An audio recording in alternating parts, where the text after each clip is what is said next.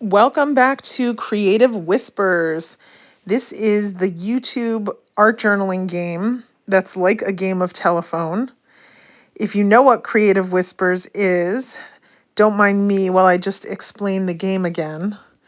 So, this game was started by Lisa Young, and she came up with this concept that she would gather three other people along with her. And the concept is that she would film herself using a prompt that is a secret prompt. Only she knows the prompt. And she would film herself working in her art journal. And then she would pass her video on to the second artist. And the second artist does not know the secret prompt. And what the second artist does is they watch the first artist's video and they decide what they think the secret prompt is. And then they use that guess of what the secret prompt is to inspire their own art journaling. And then the second artist passes their video onto the third artist. The third artist passes their video onto the fourth artist. So in September of 2025, I am the fourth of four artists in our Creative Whispers lineup. And I have watched only the third video, which was the video from Gabrielle Heckenbucker. And I made my guess as to what I think the secret prompt is. And I was pretty excited about what I thought the secret prompt was because it happens to kind of vibe off of other art that I've been making. So I just decided to go with it. I'm like, I think this is what the prompt was. I'm going to go with it. So I grab the journal that I'm going to work in. I was hoping to find a journal that maybe had some background already going on in it so that I didn't have to start from scratch. But I couldn't really find anything that I wanted to work in. So I just grabbed a journal that has empty pages and I just collaged sort of this patchwork onto it using fluid matte medium, that brush that I use for matte medium. So that's a Yasutomo Fusion brush. Those are so incredible. They are so versatile that you can use those brushes for anything as long as you don't confuse which brush is for which. So if you're going to use a brush for matte medium, you don't want to then start using that brush for watercolor painting. But I've got a lot of sets of them. And so I've got ones for watercolor painting, ones for matte medium, ones for acrylic painting. You probably could intermingle your matte medium ones with your acrylic painting ones, but I keep my matte medium paintbrushes separate just because I don't want any pigment to be in them. And this technique that I'm using of starting your pages with a patchwork, it was actually a technique that I learned from Sarah Gardner in her course on Willa workshops called Love Your Imperfect Art Journal. And it's really, really, really a very low-hanging fruity type of way of breaking the ice with your art journal page, because probably if you're watching this, you've got paper that you can cover your page with, and you don't have to sit there thinking, what am I going to do for my art journal page when you feel like you just want to play in your art journal. Like, I just want to tear paper and glue it down. I don't want to be thinking about what this thing is going to look like. I'm not the kind of person whose brain has images floating around in its head of things that I need to get out in an art journal or get onto a canvas. That's totally not how my brain works. I am a process person. So I need to learn a process, be inspired by a process that I see from someone else, and then go, oh, I'm going to try that process. Oh, I really like that process. That process feels really good in my body. That process gets me into flow state. So covering a whole entire art journal spread with collage is just like a no-brainer way to go into flow state and really enjoy myself. And I've got so much excess collage fodder. These are all painted papers that I have in my stash that are just solids. It's like, maybe I used watercolor or acrylic paint to color the old book pages, and I color them in colors that I gravitate toward. These are the colors that for years and years now have really lit me up, that I really like. They kind of have a retro 1950s kind of vibe. And yeah, and so I go ahead and I cover this whole entire spread in the exact same way. You may notice that there is pigment coming off because that was probably that paper had been coated in a paint that is water soluble. So I don't mind at all that that pigment actually starts coming off on the page. It just adds more life and texture. You're going to see I'm going to end up putting a glaze over this, so it does not matter. I am not looking for a background that is any kind of perfect. The other thing you might notice is I'm going right off the edge with some of these papers. So I work on decal edge paper, and I love to preserve the look of decal edge paper. So after my collage layer is dry, then I go and I tear off the excess collage fodder that's hanging off of the edges so that I can basically return my spread to a decal edge look.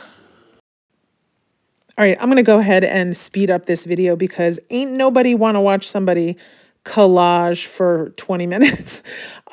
Anyway, you may notice that I am not just putting the matte medium onto the journal page, but I'm also applying the matte medium to the back side of the piece of collage fodder. So it's like double applied. And that is because I want to increase my chances that this collage fodder is really going to merge together with that background paper. Because if I just applied the matte medium to the journal page and then I just stuck dry collage fodder onto the page, there is a chance that it would not have great adhesion. But if you apply it to both the journal page and the backside of your collage fodder, you're going to have a better result. The other thing you could do, which I've seen many people do, is actually spray with a spray bottle the backside of the collage fodder and then apply the matte medium just to like wet the fibers. But I didn't feel like doing that. So I didn't. But anyway, it worked just fine just to glue both sides, or, the back side of the collage fodder and the journal page. You're also going to see me coming in here with some collage fodder that had an art foamy stamp on it, also from Sarah Gardner. So the day this is releasing to YouTube is also the day, or let's see. I'm not sure if my timing is exactly right, but either right now or pretty soon, like maybe in 5 days, you're going to see an Art Foamies release from Sarah Gardner. And yeah, I may have jumped the shark a little bit here with this, so don't tell anyone. But yeah, there is going to be a brand new incredible Art Foamies release from Sarah Gardner at juicy.s.art. And it's a collaboration with Fodder School and Sarah Gardner and Art Foamies. So yeah, okay, you're getting a sneak peek here. I realize as I'm doing this video, you are going to be getting a sneak peek of that. So yeah, anyway, I'm going to finish the background and then I'm going to move on.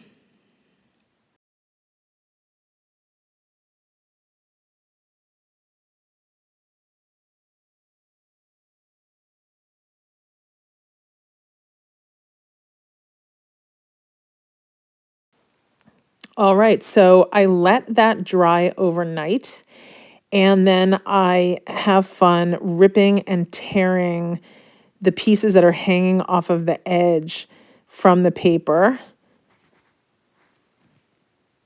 And then I put that protective paper back underneath.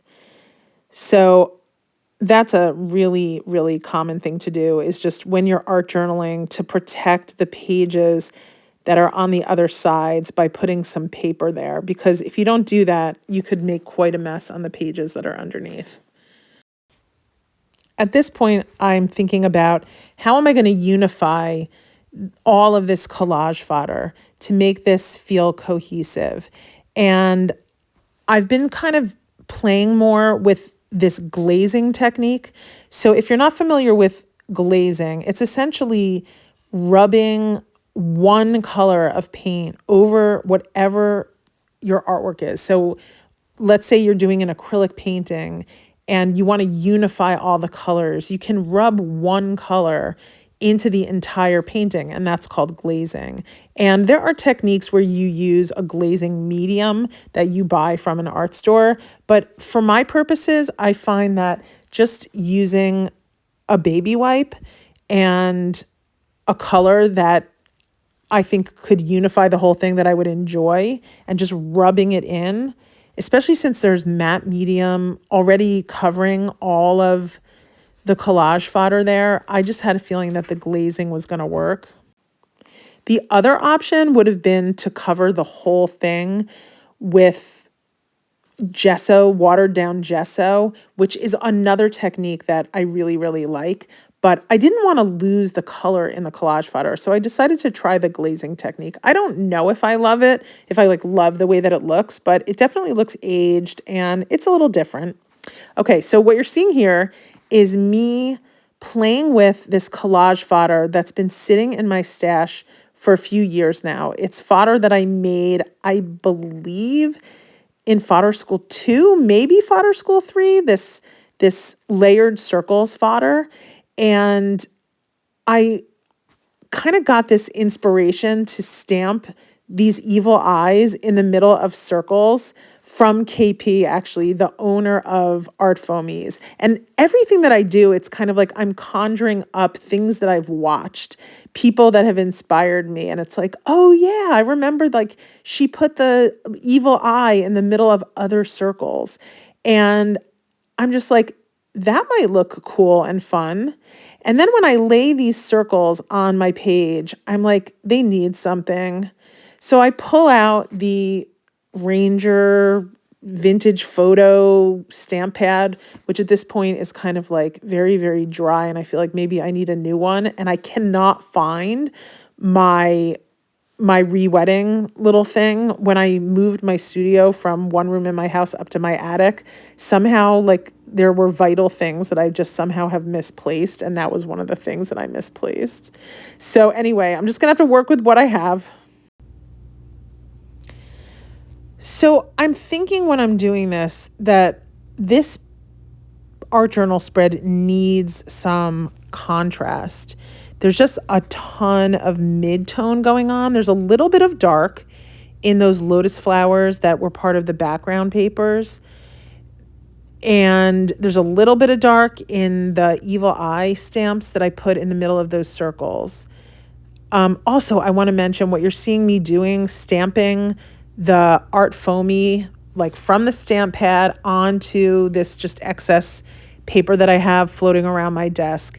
I'm doing that because I first want to make sure that the foamy is stamped up. I find that when I'm using a foamy, if I load it up with ink and then I stamp it on scrap paper and then I load it again and then I stamp it on what my final piece is, that's how I get a really solid coverage with that foamy. The other thing that I love about the foamies is that after I've stamped what I want to stamp with the foamy, I can then unload all of the rest of the ink onto collage fodder that's just sitting somewhere near my desk.